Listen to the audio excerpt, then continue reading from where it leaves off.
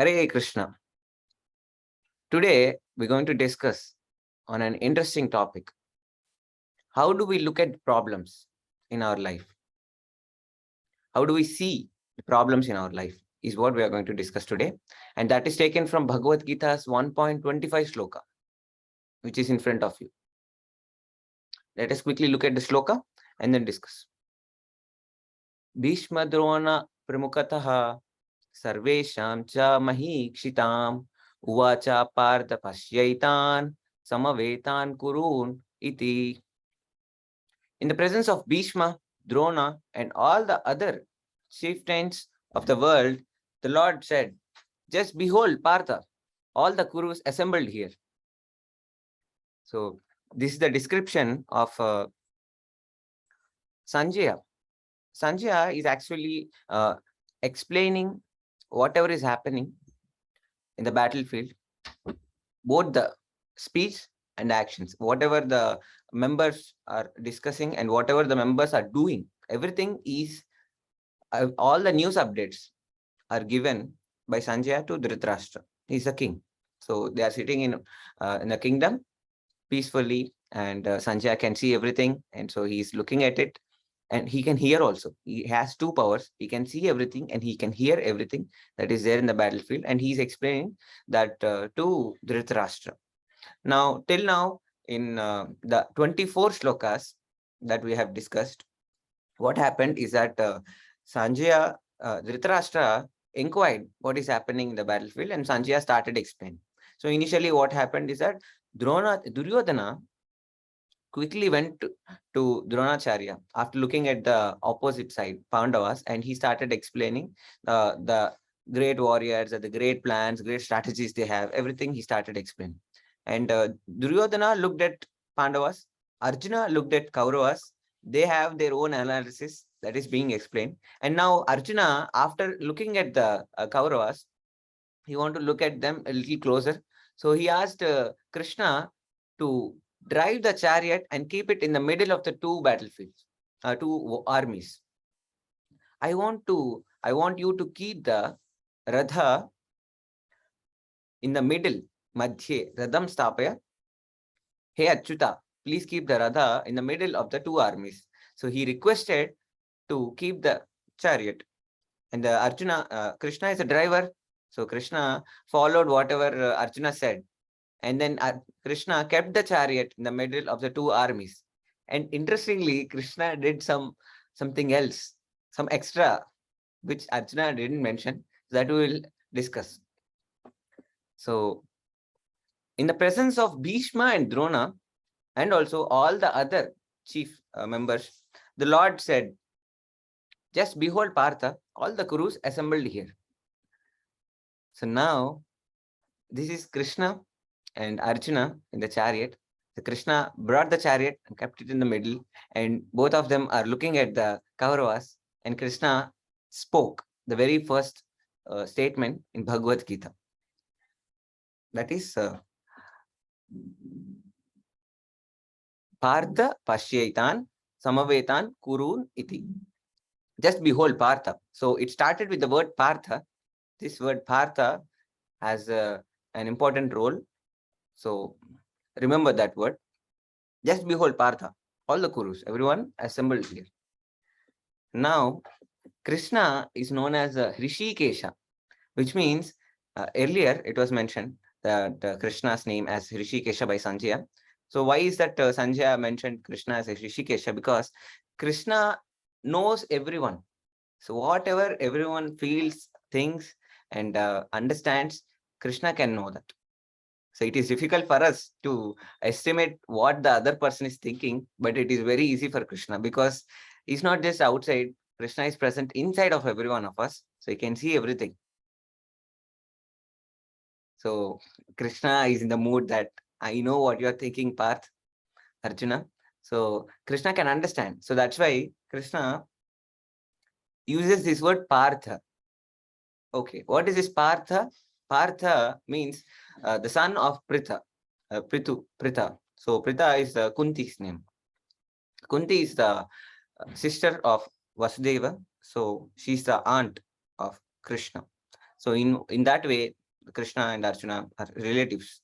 You all know that. So Krishna is saying that you are son of Kunti, and Kunti is a pure devotee, and she follows dharma because she is a pure devotee of Krishna. So Krishna is saying that you are son of Kunti. So I don't expect you to be stopping from doing your duty or responsibilities. So in a friendly way, he's saying, hey Partha, what do you want to do now? You told me to bring the chariot. I kept it in the middle. You want to stop the war? You want to go somewhere?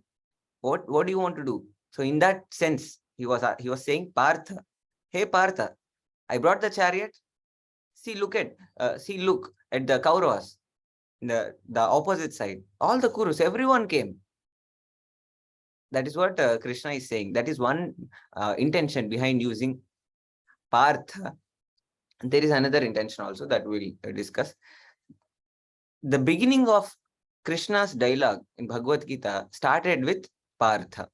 And the ending of the Bhagavad Gita, the dialogue of Krishna, is also with Partha only. This is an interesting point to note. Why we will discuss. Now, when Arjuna started looking at the Kauravas,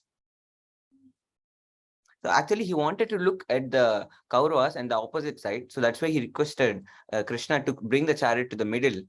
And Krishna not just brought the chariot to the middle, but he also kept the chariot exactly in a required place where Arjuna can see Bhīṣma and Drona.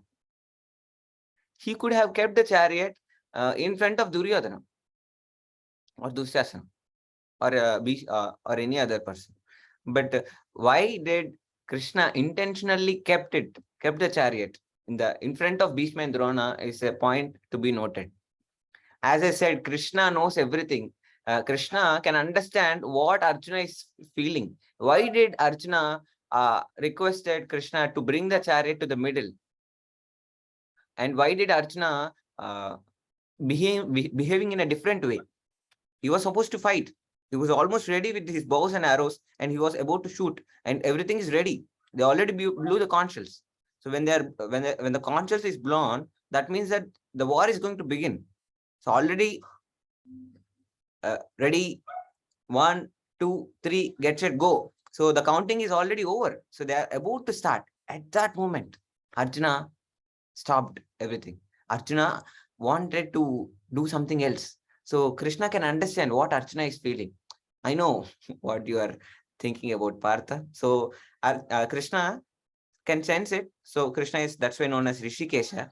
So that's why he purposefully kept the chariot in front of Bhīṣma and Drona, because Krishna wanted to bring out what Arjuna is thinking. He wanted him to look at Bhīṣma and Drona. Of course, when he sees Duryodhana, then he will become more angry and he may fight, he may go for a fight with him. But when he sees Bhīṣma and Drona, then Arjuna starts questioning himself. Should I kill them? My inspiration, Arjuna's inspiration. Bhīṣma is Arjuna's great-grandfather, Bhīṣma-pitama. So he is his inspiration. Dronacharya is his guru, his teacher. Who will be in a position to kill his own teacher? So Arjuna is the best disciple, the best shishya of Dronacharya. Dronacharya loves Arjuna so much. Similarly, Arjuna also loves Dronacharya so much as a guru. So having seen them, Arjuna started questioning himself. Is this war really required? Should I be killing the great persons like Bhīṣma and Drona just for getting a kingdom? Am I doing this for my own self? Am I selfish? Am I doing adharma? So he started questioning himself so many things, and eventually he comes out to be in a confused state. And then something else happens in the next chapter. We will be discussing that. But the point is, Krishna wants to bring out what Arjuna is feeling. And Arjuna is also looking at the situation, looking at the problem that he has in front of him through his eyes. So you have to observe this carefully, that he's looking at the issue with his eyes. So what else he can do? You may be asking. He can do there's another option for him to look. How is that? So there are two things. One is pratyaksha praman, and second one is shabda praman. There are more also, like anumana praman and so many things. But for now, let's focus on these two things. One is pratyaksha praman, and second one is shabda praman. Pratyaksha praman means you're looking with your eyes. For example, yesterday there was one person who asked me a question like, have you seen God? I said, no, I haven't seen with my eyes. Then why are you doing all these things? You are going to give your entire life and everyone is doing so many things for God. Is this a blind faith? He started asking so many questions like that. So he is looking at the world. He's looking at everything through his eyes. If and only if I see, then I will believe. Otherwise, I will not believe. So that is one way of looking at things. Only using your eyes, you look at things. That is one. The second way, Shabda Praman, looking with ears. What is this? How can you look with the ears? Ears are used to hear or listen. No. Looking with ears in the sense, whatever you are hearing, you are looking at the things with that understanding, with that knowledge. Or if you might have heard that there's someone inside that the other room. There's another room in front of you. It is locked, and you heard that there is someone inside that room. Let's say there's Narendra Modi inside that room. So you heard it. So you started imagining that Modi should be there inside that room, or you might be doubting it. Whatever it may be, you heard something and you started looking at the things with that understanding. Now Arjuna, initially, before Bhagavad Gita started, before Krishna started speaking knowledge, Arjuna is just looking at the issue or the problem with his eyes. Pratyaksha Praman, whatever he's seeing, he's looking at things, and he started analyzing the problem with whatever he's looking at. That's all right. He started understanding the situation. He looked at his dearmost bhīṣma-droṇa, and all the cousins that he has, all the relatives that he has. Everyone is so connected here. Because Arjuna is a Kshatriya, and there are so many family members in the other party. Now, after looking at all of them, Arjuna started trembling. His heart became weak. He started shivering. He got a lot of sweat, and he was not able to stand. He left his bow. He slipped his bow. So a lot of things are explained. In upcoming shlokas, you can look at it. But the point is, when he saw with the eyes, with Pratyaksha Praman, he was not able to understand the problem. He was not able to solve the problem. He came up with a solution. I'll go to forest. And he started saying Krishna that oh, this will happen, that will happen. If I kill, then adharma will increase. Otherwise, I may be happily living, but I have killed so many members. Then I will become sinful. A lot of things, a lot of analysis he has done. He started quoting different shastras. This is Dharma Shastra is there, that is there, this is there, this will happen, that will happen, everything. Entire analysis, whatever he has, everything he reported to Krishna. And finally he said, I will not fight. I will go to forest. That is what he came up. And then again he started saying, oh Krishna, I thought to go to forest, but I am not able to understand what I have to do. And again he's saying, I will go to forest, I will go to forest. But he's not moving an inch from the chariot. Okay, if you want to go to forest, you can get down and you can go to forest. Arjuna wanted to go to forest, but why didn't he go? He's not moving because Arjuna is confused. Arjuna is confused whether to fight or not. He came up with a solution for the problem, but he is feeling that that is not the solution. I may be wrong. his confusion. So he was not able to solve it. Then he went to Krishna, surrendered to Krishna. Krishna enlightened him. 40-45 minutes lecture. After Bhagavad Gita, Arjuna understood. Now, Arjuna started looking at the problem not with eyes, but with ears. Shabda Praman. Now, Arjuna started looking the issue in a different perception. He was looking at the problem earlier with his eyes and with his limited understanding that he will be killing his dearmost Bhīṣma-pitamaha and his teacher, his guru, and this is a lot of and also he will be killing a lot of soldiers, and in turn that will create a lot of adharma. He was looking at it with his understanding, limited understanding, narrow vision.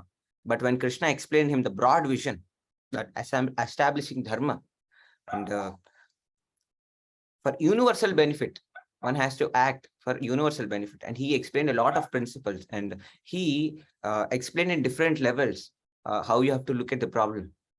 In the physical level, in the mental level, in the spiritual level, looking at the situation, looking them as a souls.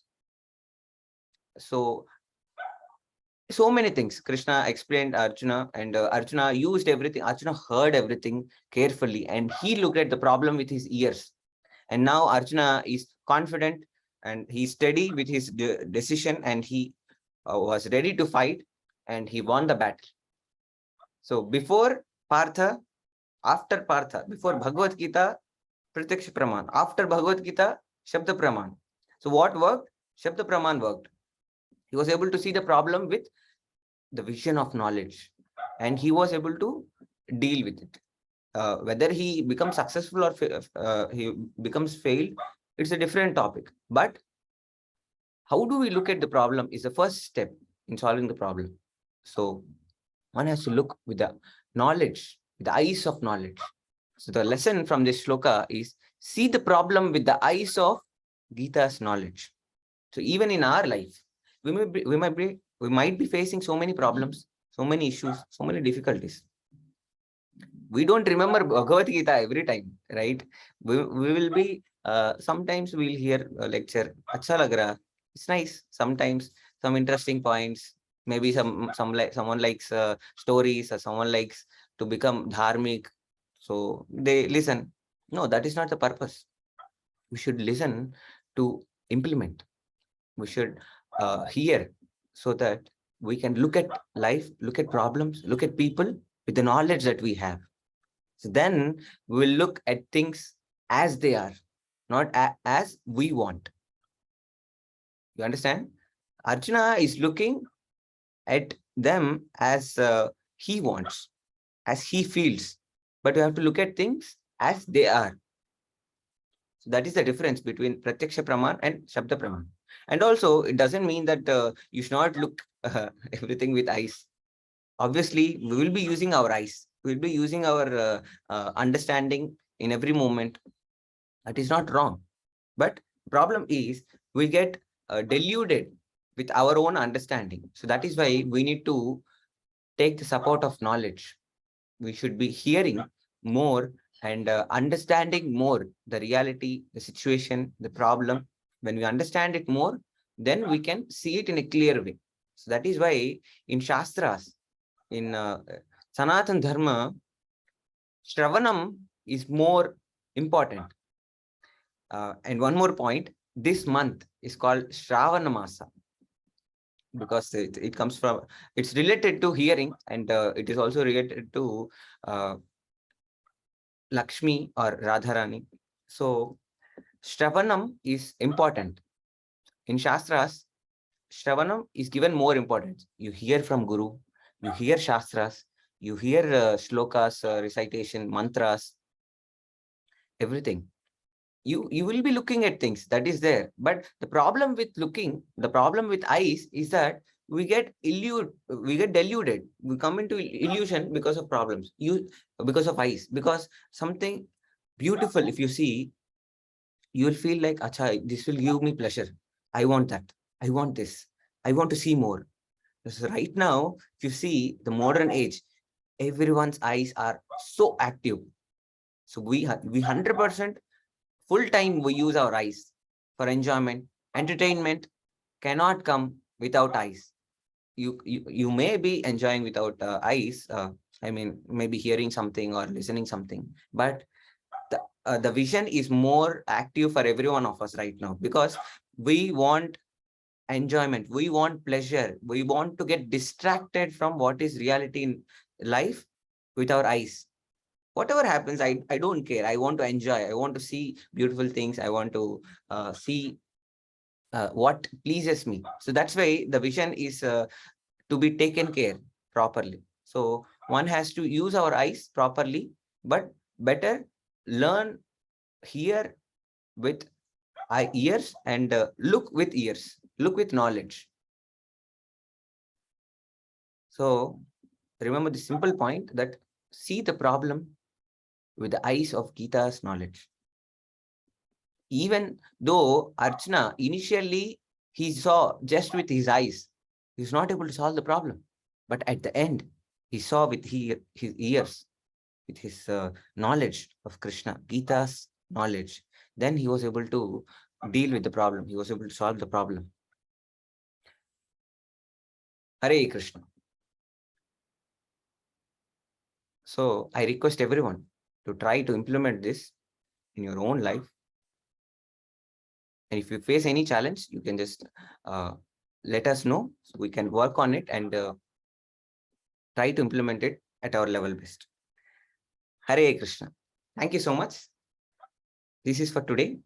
Tomorrow we'll meet again with one more sloka and with one more lesson. Hare Krishna.